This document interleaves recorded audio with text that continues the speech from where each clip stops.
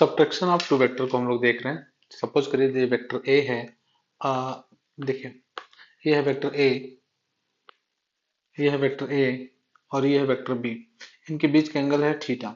अब हम लोग जानते हैं अगर कोई वेक्टर बी है, अगर उसको मैं पलट दूं तो ये हो जाता है माइनस ऑफ वेक्टर बी। ये हो गया minus of vector B, right. इसके बीच का एंगल कितना है? थीटा है, राइट। तो अगर इसके बीच का एंगल थीटा है तो ये कितना बचा? ये बचा 180 माइनस थीटा। और ये देखिए इसका आ गया रिजल्टेंट, तो ये आर इजकल टू आ गया vector A plus minus of vector B. हम लिख सकते हैं R is equal to vector A minus vector B. R की जो वैल्यू है किसके बराबर है? वो है vector A minus vector B. Okay, तो हम लोग आर की वैल्यू लिख सकते हैं, आर इजकल टू लिख सकते हैं इसका magnitude vector A minus of vector B. Okay, तो हम लिख सकते हैं आर इजकल टू आया वेक्टर ए का स्क्वायर प्लस वेक्टर बी का स्क्वायर और plus 2 A B minus B इसका मैग्नीट्यूड लिख रहे हैं और cos 180 माइनस थीटा। तो हम लोग जानते हैं कि अगर मॉड के बाहर आएंगे तो ये माइनस प्लस हो जाता है। तो हो गया A square plus B square plus 2ab cos 180 minus theta. अब cos 180 माइनस थीटा आता है सेकंड कोऑर्डिनेट में, और सेकंड कोऑर्डिनेट में cos जो होता है वो नेगेटिव होता है। तो हम लिख सकते हैं cos 180 माइनस थीटा की वैल्यू हो जाएगा माइनस कॉस थीटा के बराबर। तो यहाँ रख दिया मैंने माइनस 2ab cos थीटा हो गया, राइट। आगे देखें जरा। अब हम लोग लिख सकते हैं कि vector A minus vector B का जो मैग्नीट्यूड है वो हो गया under root A square plus B square minus 2ab और कितना cos थीटा। और थीटा क्या है? वो है angle between vector A and vector B. Theta कितना है? 0 डिग्री है। तो हम लिख सकते हैं वेक्टर आर की वैल्यू कितना? Vector A minus vector B, और इसका मैग्नीट्यूड लिख सकते हैं under root A square plus B square minus 2ab और कितना cos 0 डिग्री, राइट। और cos जीरो की वैल्यू कितनी है? cos जीरो की वैल्यू होती है 1। तो हम लिख सकते हैं कितना? Under root A square plus B square minus 2ab। और हम इसको और क्या लिख सकते हैं? लिख सकते हैं अंडर रूट ए माइनस बी का होल स्क्वायर, या लिख सकते हैं ए माइनस बी। अगर मैं कहता हूँ थीटा की वैल्यू 180 डिग्री हो तो हम लिख सकते हैं क्या? Under root A square plus B square minus 2ab cos 180। cos 180 की वैल्यू होती है -1, तो हम लिख सकते हैं यहाँ पे माइनस माइनस हो गया प्लस, तो प्लस 2ab। या लिख सकते हैं हम लोग क्या? अंडर रूट ए प्लस बी का होल स्क्वायर। तो वैल्यू क्या होगी? ए प्लस बी, राइट। चलिए, अब हम बात करते हैं कि दो वेक्टर हैं, वेक्टर ए एंड बी, उसके बीच का एंगल जो था वो 180 माइनस थीटा था। ठीक है, angle between vector A and vector B. Angle between vector A and B, देखें, angle between vector A and vector B, ये था कितना? ये था 180 माइनस थीटा, राइट। अब लेकिन हम निकालना चाहते हैं angle between vector R and A. Vector R and A, तो ये है टेन अल्फा। और टेन अल्फा की जो वैल्यू आ गई वो आ गई कितनी? वो आ गई B sine 180 minus theta by कितना? A plus B cos 180 minus theta, right. ये हो गई। अब हम क्या लिख सकते हैं इसको? कॉस साइन 180 माइनस थीटा को लिख सकते हैं sine theta, cos 180 minus theta को लिख सकते हैं माइनस कॉस थीटा। तो हम लिख सकते हैं B sine theta by A minus B cos theta, right. ये हम लिख दिए यहाँ पे। अब हम देख सकते हैं कि टेन अल्फा की जो वैल्यू है, टेन अल्फा जो है angle between vector R and A, तो लिख सकते हैं B sine theta by A minus B cos theta, right. तो ये आ गया टेन अल्फा की वैल्यू। अगर मैं कहूं कि angle between vector B and R, resultant और बी के बीच का एंगल देख लिखना हो तो हम लोग क्या लिखेंगे? देखें जरा। अगर मुझे रिजल्टेंट और उसके बीच का एंगल लिखना हो तो हम लोग क्या लिखेंगे? देखें जरा। अगर मुझे इसके बीच का एंगल लिखना हो तो देखिए क्या लिखेंगे? टेन बीटा इक्वल टू हो जाएगा A sine 180 minus theta plus B और B plus A cos 180 minus theta. ये हो गया। तो कॉस 180 माइनस थीटा की वैल्यू कितनी हो गई? ये हो गई माइनस कॉस थीटा, और साइन 180 माइनस थीटा की वैल्यू होती है साइन थीटा। तो हम क्या लिख सकते हैं? हम लिख सकते हैं फिर से यहाँ पे टेन बीटा इक्वल टू कितना? A sine theta by B minus A cos theta. ये बात हम लिख सकते हैं, ये बात हमने लिख दिया, राइट। तो ये आ गया हमारा टेन बीटा। क्या है टेन बीटा? जो है angle between vector B and R है, ठीक है। तो ये आ गया angle between B and R, और ये आ गया angle between A and R. अब हम कहते हैं कि अगर सपोज करिए थीटा की वैल्यू, मैं एक छोटा सा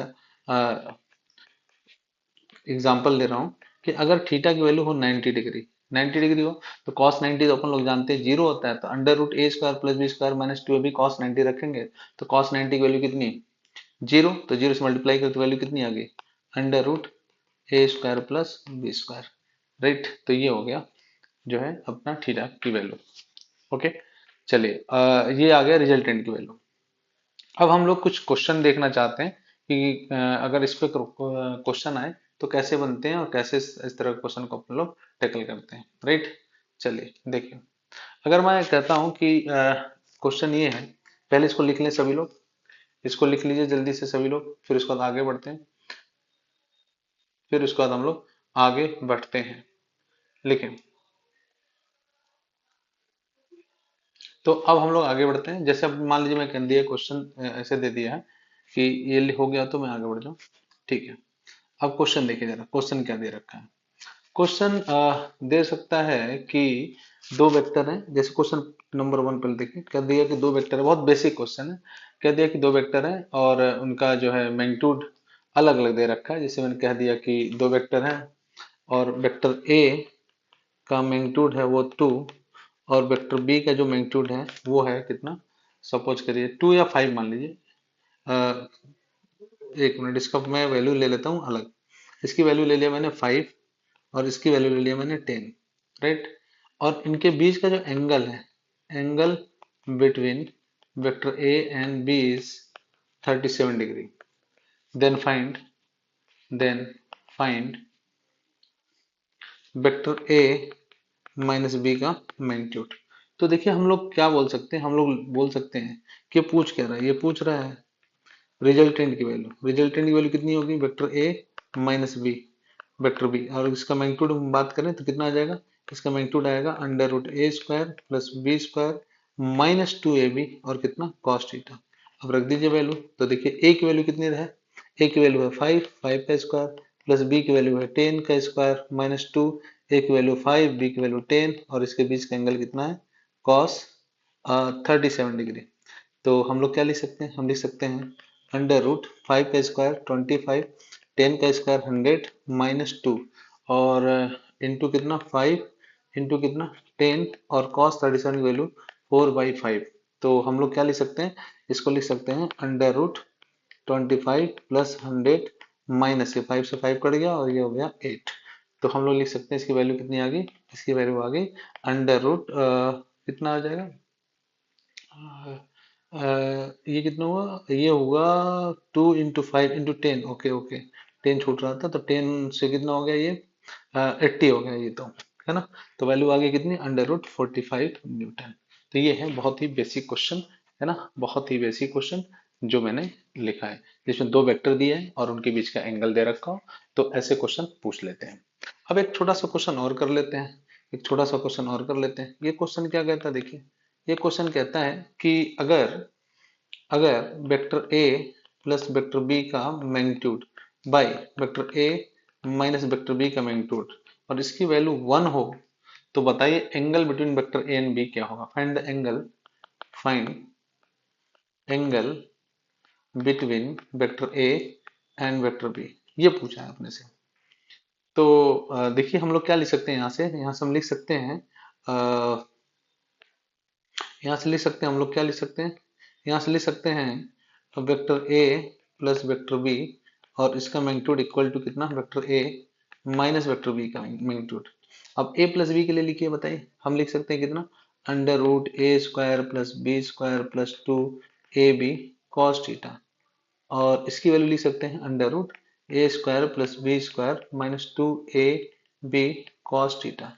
तो अगर देखा जाए तो हम लिख सकते हैं यहाँ पे कितना, A square plus B square plus two A B और कितना कॉस थीटा इक्वल टू यहाँ पर जाएगा A square plus B square minus two A B, दोनों तरफ स्क्वायर हमने कर दिया तो रूट खत्म हो गया। अब ए स्क्वायर से खत्म, बी स्क्वायर से खत्म, तो हम लिख सकते हैं 2 इधर आ जाए तो 2ab माइनस माइनस इधर प्लस हो गया तो लिख सकते हैं 4ab cos theta equal to 0, यानी cos थीटा की वैल्यू कितनी, 0। ये तब होगा जब थीटा की वैल्यू कितनी होगी, 90 डिग्री, है ना, यानी π/2, यानी π/2 क्योंकि cos 90 की वैल्यू होती है 0। ओके, तो ये है। अब एक और क्वेश्चन है, देख लीजिए सभी लोग, इस क्वेश्चन को नोट करें। और बच्चों मैंने एक प्लेलिस्ट बना दिया है, उस प्लेलिस्ट में वेक्टर के सभी वीडियोज में अपलोड कर रहा हूँ, उसको आप चाहे तो जाकर वहाँ पे देख सकते हैं और बहुत कम टाइम में ये आपको सारे कॉन्सेप्ट आपको मिल जाएंगे। थोड़ी जेईई की प्रैक्टिस भी करें, अभी जेईई की वाईक्यू भी अपलोड करेंगे, उसको भी देखें। ठीक है, चलिए देखिए, अब ये क्वेश्चन है जेईई मेंस 24 का, जेईई मेंस 24 में। और हाँ, नीट के बच्चे हों या जेईई मेंस जेईई के बच्चे हों, नीट वाले बच्चों को भी जेईई का ही क्वेश्चन लगाना है, तो इसलिए जेईई क्वेश्चन देखें। चलिए देखिए, तो ये वीडियो जो है दोनों के लिए अपने बेनिफिशियल है, चाहे वो जेईई के बच्चे हों या फिर नीट के बच्चे हों या फिर बोर्ड के बच्चे।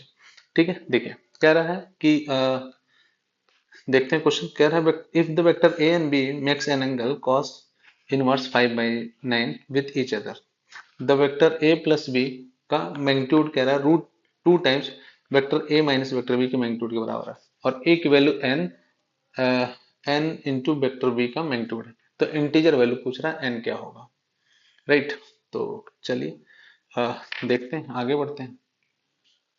क्या लिख सकते हैं अपन लोग, देखिए हम लिख सकते हैं यहाँ पे vector A plus vector B का मैग्नीट्यूड इक्वल टू लिखा है रूट 2, और vector A minus vector B का मैग्नीट्यूड, तो इसकी वैल्यू हो जाएगी A square plus B square plus 2ab root में, और इनके बीच का एंगल cos थीटा, और ये हो गया रूट 2 और कितना ए स्क्वायर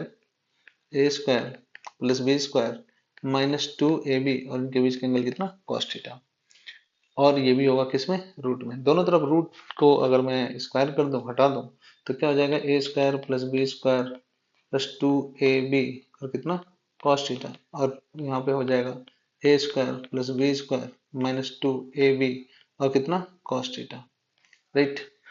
और मैं क्या लिख सकता हूँ, मैं लिख सकता हूँ यहाँ से A square plus B square plus 2ab cos theta equal to 2a square plus 2 कितना B square 2a square plus 2b square, उसके बाद से लिख सकते हैं हम लोग कितना 4ab, और इनके बीच का एंगल कितना cos थीटा। तो और हम क्या लिख सकते हैं,